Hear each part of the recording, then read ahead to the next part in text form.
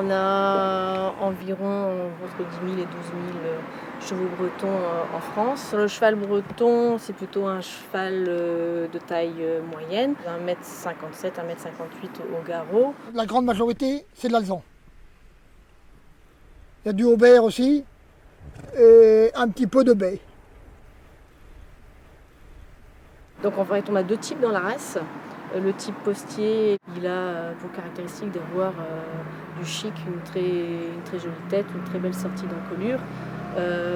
Souvent, les éleveurs disent du postier qu'il faut qu'il ait une très bonne ligne de dos et une croupe longue et plate.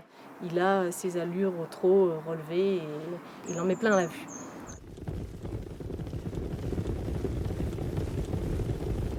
Le trait, lui, c'est un cheval plus costaud, plus massif, plus près de terre, qui lui est beaucoup plus compact. À l'origine, le postier était le cheval de la poste,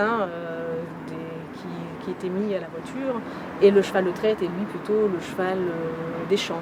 Donc le principal débouché aujourd'hui reste la viande chevaline. On a donc aujourd'hui de nouvelles utilisations qui se développent avec des utilisations, je dirais, plutôt loisirs. Quelques chevaux bretons aussi travaillent en maraîchage.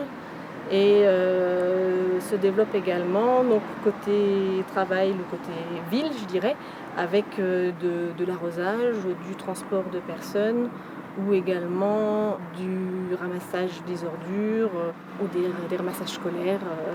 Il y a plusieurs exemples.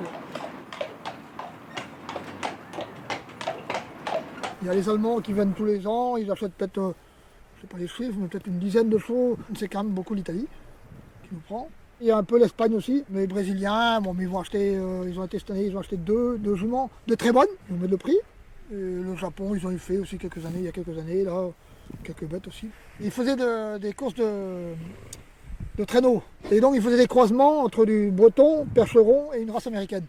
Et ils prenaient le percheron pour sa force, la race américaine pour sa vitesse et le breton pour son courage.